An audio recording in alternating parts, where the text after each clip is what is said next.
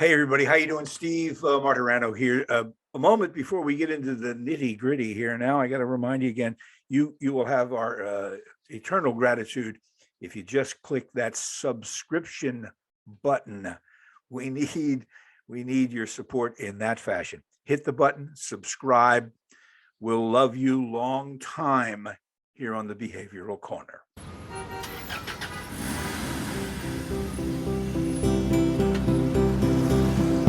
Hi and welcome. I'm Steve Martirano, and this is the Behavioral Corner. You're invited to hang with us as we discuss the ways we live today, the choices we make, the things we do, and how they affect our health and well-being. So you're on the corner, the Behavioral Corner. Please hang around a while. Hey everybody, hi and welcome again to the Behavioral Corner. It's me, your favorite guy who hangs out on the corner, Steve Martirano. We are here to talk about behavioral health. That's what we do. And it's a huge topic. So that's why when people say, what's the podcast about, Steve? I say, well, it's about everything.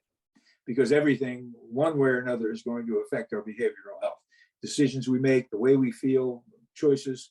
We like the topic. We can roam far and wide. And I think we're going to do that today with a kind of exciting topic that you may be familiar with, as I thought I was, but really was in the dark about it. We're going to talk about a mind-altering drug, as it has been described, ketamine, and its use now as a therapeutic tool for the treatment of depression. It's a very interesting topic. There's some very exciting things going on regarding its use in that regard. And so, what we do here in the corner is we wait for interesting people to come by. We ask them if they know anything about the topic, and we're always lucky. We always bump into somebody who's an expert, and that's the case with our guest. Please welcome Dr. Michael Bridges. Dr. Bridges is a licensed psychologist. He's the former associate professor and director of psychological services at Temple University in Philadelphia, and he has a clinical practice of his own for couples and individuals, and he treats them for a range of mood disorders, depression, anxiety, traumatic abuse, social phobias, and the like. So we welcome Dr. Michael Bridges to the Behavioral Corner. Hello, Dr. Bridges. Hi there, Steve. Thanks for having me. I'm really glad to be here today. To start off with, I want to kind of emphasize that the part of what is now being called CAP, or ketamine-assisted psychotherapy, that the area that I'm really have the expertise in is the therapy part of that. That I've been, in terms of doing ketamine-assisted psychotherapy, I've had the great good fortune to develop a collegial and a kind of intellectual friendship with Dr. Jonathan Beatty, who has been a guest on your show before and has talked about neuropsychiatry and transmagnetic stimulation.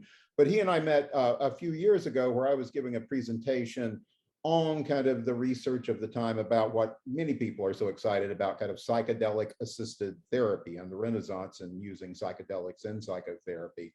And that's when we started talking about, like, well, how can you do in actually a legitimate way what people are doing, like Michael Pollan and others have talked about, using psychedelic substances that were once, well, still are illegal, but using them in legitimate clinical settings to do psychotherapy. And I kind of want to emphasize that I think at times, even with the psychedelic renaissance, there is maybe an excessive focus on just the molecule and what areas of the brain that they are having an impact on, and neglect the fact that this is always happening within a setting where there is a therapist, sometimes two therapists, helping the person process what's coming up. And that's why, why people just dropping acid at a Dead concert or using MDMA at a rave or using ketamine as a club drug did not really, result in a lot of psychologically healthy, self-actualized people. May have been a good time, but that's not psychotherapy. So excluding the deadheads from that category, because they're all well adjusted. Yeah. But I also wanted to say that I kind of in some ways with a sense of pride will describe myself as a real psychotherapy nerd. And when you think of a nerd, it's like somebody that's kind of like maybe a little socially awkward, but they really get lit up about whatever their passion is. You know, if they were a kid, it was Dungeons and Dragons or collecting snakes or whatever it was, a weird thing they did. But when I was 14 or 15 years old, I was reading like Freud and Jung and Reich and learning about archetypes and keeping journals of my dreams and things. And why was I doing that? Well, there was an intellectual interest, but I was also, frankly, trying to figure out the abuse and trauma I already knew I had never repressed, and trying to figure out this thing called therapy. How might that help me? And that then led to kind of this lifelong journey of being then a consumer of therapy. I've spent many years, quite a few $1,000s, trying different kinds of therapy with different kinds of therapists. That has been very good because I know what's worked, what hasn't been particularly helpful. I've now coming up on 30 years, close to, as a therapist with all kinds of populations. I mean, my early career, I was a forensic clinical psychologist for the Department of Justice, and I worked with incarcerated inmates, sex offenders, people who had been as males, some of the most, abused, traumatized individuals who end up in prison. Now, there's all kinds of other reasons people end up in prison, all kinds of racial inequities and things like that. But essentially, traumatized men end up with a label of antisocial personality and get put in prison. The next part of my career was I was a director. I became a clinical assistant professor at UNC Chapel Hill, and I directed a dialectical behavior therapy unit, which is DBT is the treatment, most empirically validated treatment for individuals with borderline personality disorder. Now, there's a great deal of kind of, using that label. I think a lot of the people that were diagnosed with borderline, we'd say, actually have really complex post-traumatic stress disorder, traumatized, right? Because they have some of the most abysmal abuse histories I've ever heard. Also, primarily, as the ones that get labeled antisocial tend to be male, people that tend to be labeled with borderline personality tend to be labeled female. And primarily the unit that I worked in then were people that had been sexually, physically neglected, all kinds of abuse. And the presenting thing is then they do these sometimes bizarre things like cutting themselves. I had people that had one arm for burns and one arm for cuts. And they have these extremes of emotionally kind of label all kinds of things. They, you're the ideal and then you're horrible. And sometimes that can happen in minutes, these kinds of things. So I'm kind of laying this out just to say that, I worked with some of the most traumatized and abused populations in these two kind of areas of life real early on in my career, which then led me in early 2000 to coming up to Temple, where I had the position that you were talking about. But then that's where this other part of me, not just the practitioner, the scientist, came online, where I then had the opportunity to start doing research on psychotherapy, where I was using kind of thing where we would have a camera both on the therapist, sometimes it was me, sometimes it was someone else, a camera on the therapy patient. We were measuring their heart rates with these kind of high-tech expensive monitors that now my Fitbit does a better job doing. But we would then go back and look at things like facial expressions, the heart rate. What would happen when somebody would say break down and cry, which happens, of course, in psychotherapy. And sometimes that related to a relief, and sometimes it led to them feeling worse. Before you go any further, I have a question about just that. I know we want to swing back into our topic, but when you videotaped people in that therapeutic setting, did you show it to the patient? Did they see their reactions? Only occasionally did we do that. That would not be a good thing for them to see the way they react. It wasn't. It would have taken a lot of time. There was very much. They were coming in. They knew it was going to be confidentially, but it was going to be viewed by people that were going to be rating their facial expressions, You were going to be measuring. You were going to be measuring things. Right. I have certainly at times, and still encourage my clients, if they want to like audio record our sessions, you know, and listen to them afterwards, because sometimes there's things like hearing my voice, or there are things that you experience in therapy that are just, you know it right then, and it'll be like a dream. If you don't write it down afterwards, it'll kind of like evaporate. Yeah, it happened to someone else, or I just imagined it. Well, so I can see that your nerdiness has led us right to where we are today, because you begin with a general interest from a personal standpoint, go into the field, and then move it beyond that to the actual, not just merely practicing this discipline or this medical field, but to find out, you know, what else is going on. What's, you know, let's figure out what else is going on, and what else is going on. And you guys that are listening are going to hear a lot more about this. The use of psychedelics, as Dr. Bridges said, once some of the legal barriers are overcome, and they are slowly happening, you're going to see what some people say is going to be a revolution in therapy for issues like depression. So let's get to the ketamine situation, and we'll begin at the beginning. You know, what is ketamine? So ketamine has been around for, I think, now 70 or 80 years. It's primarily classified as what's called a dissociative anesthetic. It was used a lot in Vietnam because it was something that you could give severely wounded men that would put them into kind of sometimes it's called the K-hole, where they would be feeling no pain. They would kind of go somewhere else. You could sometimes then keep them sedated like that, because it might be hours before a chopper could get in to lift them out. Sure. They then, because it has as an anesthetic for surgery and everything, it has great benefits. Like, one, you have to give a lot before you would ever, you know, have a lethal dose. Unlike every other anesthetic that is used, it doesn't depress your heart rate and respiration. So you don't have to be put on a ventilator. The problem was, they found when they used it with adults, is there's this thing called emergence phenomenon, meaning when they came out of the surgery, they would be kind of like disoriented. They would not be seeing reality as it was. They would maybe be saying they thought they had died and been floating out of their body. Yeah.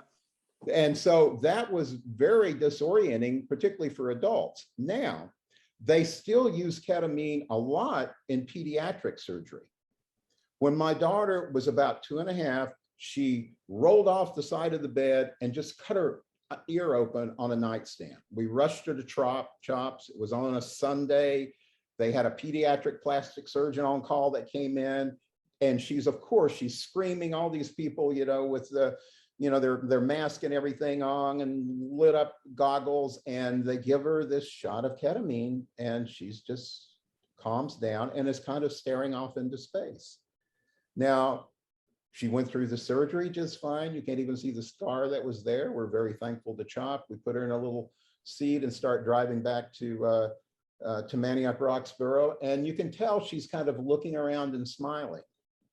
You know, now what she was seeing, it was not freaking her out because she still had a child consciousness, but that's why they still use it with children. Now, this is the thing that I want you to get, this emergence phenomena, the sense that people wake up out of this when they've been in surgery and they're tripping.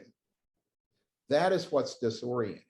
What is seen as something that you don't want as a surgical anesthetic becomes exactly like keeping you in that sweet place where you are having, even though ketamine works on really different systems than the traditional psychedelics, like say psilocybin or LSD, it still through a different route gets to a place where really profound therapeutic kinds of changes start to take place.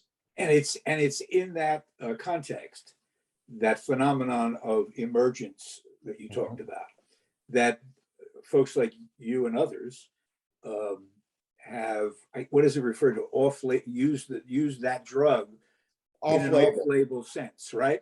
That's right. That's right. Now, people smart enough to go, wow, that phenomenon is not just a mere side effect. There may be something valuable about that experience that we should explore And so the first use, we talked about it off-label, was in clubs during raves, just to heighten the whole experience of, that pounding music and all that. And I would guess save on liquor bills, by the way. You'd have to drink as much. But bringing up the off-label thing, I think actually this is really important. I'm glad you did it, because I want to make sure that we actually attend to this. Ketamine is being used in many cases now off-label, like in IV clinics for depression, for anxiety disorders, for chronic pain. Well, and so let me start. And so people understand, off-label is a term of art that means that a substance that has a demonstrable use in one area now has also been, and we'll find out about ketamine, has an application that's not strictly speaking what it's for. That's exactly right. I mean, for example, I'm on hydrochlorothiazide, which is actually approved for being a diuretic. I take it because it helps me control my high blood pressure. Me That's too. an off-label use. And in fact, this is the thing I think your listeners should see, is when I heard off-label, I thought, oh, people are doing something shady. Yeah. Medical practice could not take place if physicians didn't use things that were off-label. Yes. Yes. So I just want to make sure people understood what we're talking about. People going, oh, let's use it for this and see what happens. So, okay, it's a well-established principle that you use stuff off-label. What ketamine is also well-established for, and this has been researched for almost 10 or 15 years now, is a lot of it came from Yale University. They were kind of at the vanguard of this, is that they did notice when ketamine was used in other situations with people that had been chronically depressed, it seemed at times that some of these people would have like an almost immediate alleviation of their depressive symptoms. So they started to look at this in much more, in clinical trials through the FDA. And typically this has been now what probably many of your listeners may have heard something about using IV preparations of ketamine, where people who have treatment-resistant depression, that's usually defined as you've had it for some years, you've tried at least 2 antidepressants, SSRIs, you've tried therapy, nothing has worked. So you need to do something else. The standard IV approach is to have people come in. Usually it's roughly like 2 to 3 weeks with 2 to 3 IV ketamine sessions. And that you're going to be in a clinical setting. You'll be usually in a recliner. You can listen to music if you want to. You'll be told, not that it's going to be necessarily therapeutic, but that you may see things and you'll have visions. You'll feel relaxed. You may feel that you're floating, and that will subside. There's a general sense in that community often that emergence phenomena, that kind of quasi-psychedelic stuff, is like, that's not necessary, but we need to kind of like, put up with that so that you will then experience the relief that you're going to experience. Yeah. So you talked about the IV administration of the drug. How is it administered now in the therapeutic setting? Well, there's still people that use strictly that approach. The great thing about ketamine, so again, compared to other psychedelics, one is that it's a Schedule III medication. So that is up there with kind of like Adderall or something like that. So it needs to be monitored, by a medical professional, but it's not that difficult then to have access to it.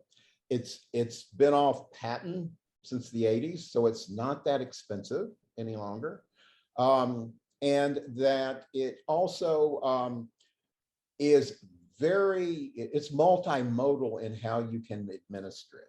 It can be through IV, it can be in an IM, it can be in an oral lozenges, it can be in an inhalant. So almost any way. Now there's different things, like you're going to get much more immediate effect, it's going to be stronger, and you'll get more of the ketamine dosage, say milligrams in an IV versus milligrams that you're going to inhale. And the condition of the patient determines how you would administer ketamine, right? I mean, well, it's also it's all about the set and setting. So let me kind of then bring you to how we're actually doing it. Dr. Beatty and I are using when we do ketamine assisted therapy sessions. Okay. We actually have chosen to do, and this is primarily Dr. Beatty's selection, to use the inhalable version. And there's a couple of reasons for this. One was he is working with a version of ketamine that was developed by Johnson & Johnson, S-ketamine, Spravato, that has a very protocol where you do inhale it, often taking it with another antidepressant. But that's not necessarily, a therapeutic approach. It's essentially kind of for its antidepressant effects. What we found is by using the inhalable versions, the clients that we work with actually like, because many people come in with a great deal of anxiety about experiencing this. They are often like people that have been traumatized or have, anxiety. They want some control over this. So we do it in the following way, that to begin with, they are in control. They have their own little, thing that has the inhaler that has their name on it. It's prescribed to them. It is kept at the office, but they will then say, do 6 inhalations. That's a kind of mild dose of ketamine. And we allow usually about 10 minutes for that to take place. At that point, usually, particularly if this is the first session, one thing that will happen is the person will primarily start to feel relaxed. Mm-hmm. They'll still be in the room. There won't be any sense that they're tripping or they're losing control. Usually there's a sense of relief and just kind of physical, emotional relaxation. After about 10 minutes, if everything's going well, then we'll offer, say, another 6 inhalations. And that is usually at the point where they will have absorbed enough, and that another 5 or 10 minutes after that, that's when usually the client will choose to lie back. They'll either close their eyes, or as people may have seen, like in the things on psychedelic therapy, we have eye shades. If they want to put those on, they can put on headphones or their earbuds. We do make, if they're going to listen to music, we do kind of have particular playlists. It's good to listen to music that you frankly aren't that familiar with. Really? The idea that you want to open up kind of neural pathways, that you don't want to kind of, just have the same old pathways re-stimulated. You want to take them to kind of realms that are nonverbal instead of verbal. And that usually works better for what's going to happen next. Well, you know what? And this is fascinating stuff. I could talk to you about the musical. I was a disc jockey in my Yeah. and the idea that somebody else is going to choose your music is already dicey, but that's a great topic I'd love to get to. I want to reintroduce my guest, Dr. Michael Bridges, a licensed psychologist. He and his colleague, Dr. Jonathan Beatty, are at the forefront of treating depression with the drug ketamine. You've just beautifully described the outward picture of what goes on in the administering of the drug and the effect it's having. Let's get now to what ketamine is actually doing. What's it doing? And I know, in other words, how it works. And I know one of the things you want to make a particular point about in regard to this is something called the default mode of our minds. Because Yes. people go, well, what's the big deal? These guys are giving you drugs and you get trippy and you feel better for an hour. You're going way beyond that notion. Right. To this thing about the default mode. So what is our default mode? So the default mode, Michael Pollan, who wrote the book, How to Change Your Mind, that was really one of the sparks, journalistic sparks that kind of brought about partially the psychedelic renaissance that we're experiencing, said that if the ego, kind of the sense of I, who I am, has an address, it's the default mode. So I'm not going to name all the neurological, neuroanatomical substrates of the default mode, but this is the metaphor that people that have greater minds than I that have worked in psychedelic assisted therapy talk about the default mode, and also what substances like ketamine, how it kind of resets that. That the idea is, if we think about it, that we're born there, to some extent, we bring in temperamental things. It's not exactly, of course, that our nervous system and brain is going to be a complete tabula rasa. But if you imagine in some ways kind of our nervous system is hills with just freshly fallen snow on it, then, of course, we begin to have experiences, not necessarily just traumas, but we have experiences with our caretakers. We learn things. We have things that are hurtful. We have things that are loving and exciting. And as we have these experiences, you know, neurons fire together, wire together. And in this metaphor, it becomes like when you go out onto that hill when you were a kid with your sled and nobody's gone on it yet. And you start sliding down it. And then you come back up. And of course, if you go back down that same groove, there's going to be more ice and you're going to go faster. And then your friends come and then everybody comes. And then after a while, people are going to be doing it everywhere and skiing here and there. But there's going to be grooves that if you come there and you just throw down, you're going to go down those same grooves. The same grooves, which is the reason that you, which is to back up just for a second, which is the reason that you might want to steer someone away from music they've been listening to for the past 50 years or 40 years, because you've been down that side of the hill. You've been down that side before. And so the idea is, again, like we can function without a default mode. I mean, just one that anybody can identify with is like, remember what it was like when you were 16 and taking driver's ed or learning to drive a car and how you drive a car now. There are so many things that go on. I mean, really fine-tuned things that you had to concentrate on for all you were worth when you were first learning to drive a car, that you have conversations and listen to music and change stations and oh my God, somebody just hit their brakes in front of me. And you do that without a lot of thinking. That's those kind of neural grooves that are well worn in and rehearsed now. And so in that context, it's perfectly easy to see how people who are suffering from really problematic mood disorders like depression need to get off that track. Need to get off that track that's so automatic with them. When they wake up in the morning, the groove they start down is you're a failure. You're a failure. Right. Let's think about the last 50 years of your life and every failure you've had. And that's really the way some people start out.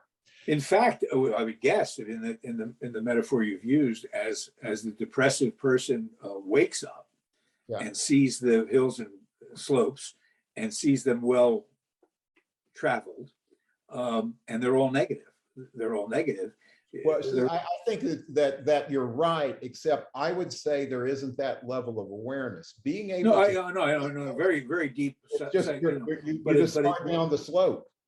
When your first waking conscious thought every day is filled with despair and uselessness, you can see how the whole thing would begin to fall apart. Right, so this anesthetic somehow or another, in addition to numbing pain, creates this euphoric sense, allows all that to sort of disappear.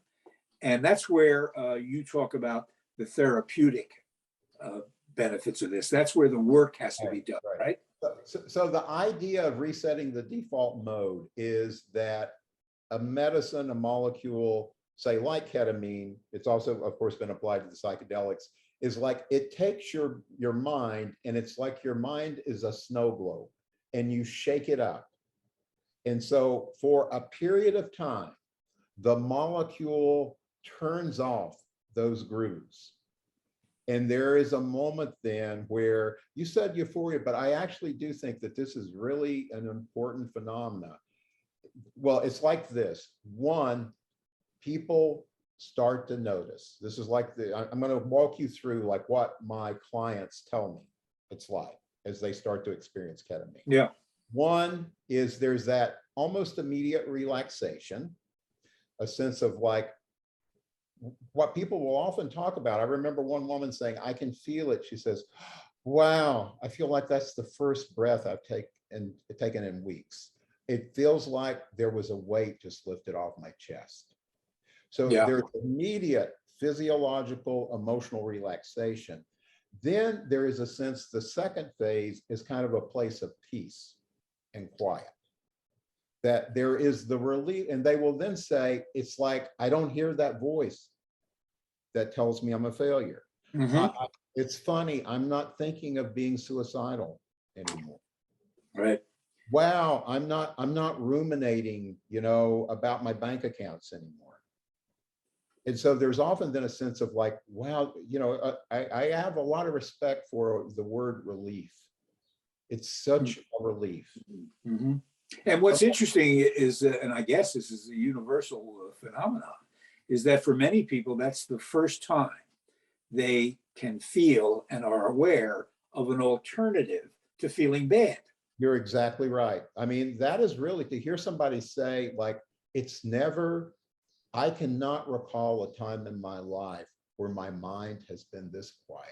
Yeah. You know what it sounds an awful lot like, and this is a kind of creaky analogy, but when the computer's not cooperating, I don't care what your level of expertise is, the first thing you know to do is reboot the computer. Right. Yeah. But So it's sort of like that, right? well, but it works. But if there's something of the sense, if in the human, brain, the micro biocomputer of the brain, what is happening is if you could unplug just those parts of the default mode that have those old depressive maintaining, trauma maintaining loops. If you, in some ways, that snow would fall on your amygdala and your limbic system and start to cool that down. Mhm. Then, okay, so that's again, that's like the next phase. There's kind of the relaxation. There's the great relief and peace of like, I don't feel those thoughts anymore, those negative thoughts anymore. Then the third phase is when the door opens. And there is a phrase in psychedelic assisted therapy that we also apply in ketamine that the scientist in me just couldn't stand. It was like, trust the medicine. And that to me is just like, I imagine Jeff Bridges as the Big Lebowski, trust the medicine, man, just let it happen. But Well, this is what I found is that the client and I have intentions for the session. We may be going back and looking at very traumatic things. That might be our intention. Mhm. Once the ketamine kind of really starts to have this kind of now moving into a more psychedelic-like territory, these are the kinds of things that will happen. So a young woman with a horrendous abuse history, long history of actually really serious suicidal attempts. We're going to kind of like try to go back and examine some of these traumatic things from a different place. But what she starts to describe is as follows. Wow, it's like I'm seeing sand. It's just like sand, swirling in the wind. It's really kind of beautiful. Oh, it's like the desert. I'm walking in the desert and I can see the stars. Oh. She grew up in Nevada, out in the desert. Mhm. She says, I remember when I was a little girl, after I'd been abused or my parents were getting drunk and fighting, then I'd come out in the desert and I'd walk like this and I'd look up at the stars. Her happy place. Her happier place. Happier place. So, Yeah. I'm sorry, go ahead. Well, what I wanted to say is, see, that's the thing is that it isn't just that if you're in a situation where it's clinical, it's just like, oh, you're talking about, oh yeah, well, there's no desert here. That's nice, dear. Well, just wait, it'll pass in a little bit. Instead, like that's when the door opens up. Now, two words that people often use is awe and wonder. Yeah. That like, this is beautiful. That it's not just this is the place where I escape from that. It's when I look up at the stars. The revelation. I remember what it was like in some ways to be in that childlike state of consciousness that was, as somebody was telling me on Friday, it's like I remember how it was before the bad things happened. Sure. It's interesting phenomenon. People who have taken LSD under the right circumstances will tell you, my experience will tell you, they'll say things like, I felt aware, it was like a revelation about everything. Nothing I can specifically describe to you, but suddenly, as you said, there was the moment. Yeah. Now, I will say that probably that the doses, dose has a lot to do with this. Yeah. really does. And so we probably, I think for people to get to a ketamine dose where you're like that, I'm all one with the universe, and people can have those experiences, those could be useful. We try to stay a little bit this side of that to do therapy, because it is about often then. So here's the thing is, well, ultimately, I think, Steve, ketamine helps people get to, and it's not the only medicine, but it's often where we haven't been able to get through it just through therapy alone, is that they are able to not only get free of those repetitious, negative thought patterns or repetitious re-experiencing of abuse, they move into a place where they are able to observe themselves from a place of compassion. Mm-hmm. So this same woman that I was talking about a little bit later in that session, she started to say, I'm thinking, Dr. Bridges, about all those times I tried to kill myself. And I'm kind of thinking, wow, this isn't where I thought we would go today. And I won't go into all this, but I mean, there were very serious attempts when she was a teenager, and she's lucky to be alive. Uh-huh. Happenstance. So I'm thinking, like, this is usually ketamine makes people have this more positive kind of vantage point. That didn't seem to be what was happening, though I did notice she wasn't talking about the suicide attempts with a sense of kind of like angst or pain. And as she's talking, then I could see like tears started to stream down her face. And she says, you know what I'm thinking? It's like, I'm so glad I'm alive. Yeah. I'm so glad I'm alive. It's like, oh my God, all the cool things I've done. I've got a degree and I'm doing what I want to do. It's like, I'm so glad I'm alive. So let me ask you this, because this is another phenomenon that people will tell you about, and that is that that experience, we'll call it a psychedelic experience, although it's not strictly that, is short-lived. How does someone who you treat take the experience of ketamine treatment with them after the session? Because they're not going to be in the desert with the sand all the time. Well, that's an incredibly good, important question, Steve. But this is actually one of the things because this is another aspect of ketamine that seems to be unique to it, and why I think it's so, not just that it's legal, but why it's particularly helpful for the substance that it is. We know from research, largely in animal models, that ketamine, after administration, like there's what the person experiences, like that profound sense of being alive. It carries, there is a halo, because it continues to do things at a neurological level that are really beneficial for days after. So that is where there is an antidepressant effect that carries over. Oh, that's amazing. So one of the things, again, for example, that's been found that I do think is unique to ketamine, the other psychedelics don't do this, is there's this thing called neurogenesis, that we know people that have been prolonged trauma, prolonged depression, like dendrites in their hippocampus, area of the amygdala that processes emotions into kind of memories that can be assimilated. Dendrites really just kind of start to shrivel up over the years. And there's dendrites in areas that go to the frontal lobes that have to do with kind of, our ability to plan and have forethought and kind of manage our emotions, also kind of shrivel up. Ketamine actually, over time, seems to the dendrites start unfolding.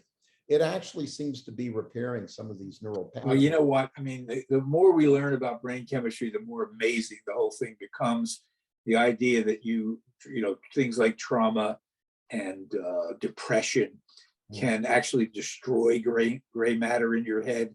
That we are capable, under the right circumstances, to have the mind rebuild itself, heal itself, is extraordinary. I mean, it's extraordinary. It's still one of the great mysteries of all, the mind. And the more we learn about it, the more fascinating it gets. We've question of how to maintain those things is one, like I usually have a session the very next morning with the person. I'll even talk with people on a Saturday because and this is what I've shared with Dr. Beatty is like,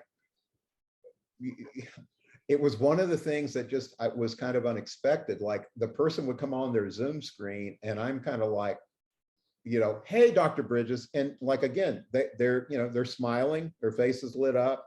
There is a little bit more kind of like clarity and energy in their eyes. And it's like, I haven't seen this. I haven't seen this person. I may have been working with them for months. Right. Who showed up? You know, and they are saying things like, I remember a young man that I'd seen since he was a teenager that had, you know, he had been hospitalized for suicidal thoughts. And certainly I had helped get him to a better place. But the next morning he's saying, you know, Dr. Bridges, like I've lived here all my life. And as, you know, I was driving around this morning, looking at the houses, all these, you know, old stones that were quarried around here. He said, I don't think I've seen the place I've lived in for years. And I saw it this morning. Yeah. Yeah. That veil, that cloud lifts. It's amazing. So this is all FDA approved, right? All of this treatment has well, again, off-label. It's off-label. You know, so this thing like FDA approval, like if we're talking like FDA approvals for say MDMA for, you know, severe chronic PTSD, that is going through FDA trials that are now in the 3rd level that we're expecting within the next couple of years, they will approve that. Still, this is the thing, because I was accepted to go into the MDMA MAPS training, and I was really excited about that. But this is what I think the public should know is I'm incredibly excited about that as every therapist and psychiatrist I know. But even when it gets FDA approval, there's going to be a select handful of clinics throughout the country that have FDA approval. And they're going to have to do the thing of kind of, you know, screenings, getting on a waiting list, you know. Yeah, because again, we're not talking about a magic bullet or a wand that's all by itself. What we're talking about availability this week is like, it's going to be, you know, everybody's waiting for this to happen. But still, I would imagine even when all the clinics that the FDA are going to approve in the first year or two are open, there's hundreds of people that are going to be on those waiting lists. Ketamine's available right now. Right now, yeah. Tell us, I mean, we're going to sum up here quickly. I know there's much more to talk about it. You're going to be a great resource that I hope going forward. We'll have you guys, I'd like to have you and Jonathan Beatty back together the next time we talk about this. But finally, just a couple of things, sort of prosaic things, and this is the big one. Is this an expensive therapy? What are the costs associated? The medicine itself isn't expensive. And Jonathan and I are doing what we can. I mean, I will say, like, you know, it's what I'm, why I've been a scientific and professional success and not necessarily a business success. Like on my side, what I do is I just charge people because I have a sliding fee scale. So some people will pay me $225 an hour without blinking an eye because they are in that. If I spend 2 hours with them doing ketamine assisted therapy, then they will pay me my full fee. Last Friday, I was charging somebody $70 an hour. Yeah. Is this all covered? Is this all covered by private pay, or do insurance companies? Unfortunately, now Dr. Beatty does the S-ketamine one, which will just purely using it, not so much psychotherapeutically, but as an antidepressant. Going through the proper hoops, insurance will pay for that. Okay. The off-label usage that we're on now is all private pay. Okay. So it's a great topic. Again, as you point out correctly, ketamine is real, often very, very effective and available right now. And it's just the point of the spear with regard to these other therapies that might emerge out of psychedelic drugs. So we're glad we found you. You guys are going to be at the forefront of everything that's happening. Michael Bridges, Dr. Bridges, thanks for joining us on the Behavioral Corner. We'll have you back again soon, you and Jonathan. I'd love to do that. That sounds great, Steve. Thank you. Have a great day. Thank you all. Don't forget to follow us on Facebook and like us and write a review. We appreciate that. And tell your friends. Behavioral Corner. We'll catch you next time. Take care. Retreat Behavioral Health has proudly been serving the community for over 10 years. Here at Retreat, we believe in the power of connection and quality care. We offer comprehensive, holistic, and compassionate treatment from industry-leading experts. Call 855-802-6600 or visit us at www.retreatbehavioralhealth.com to begin your journey today.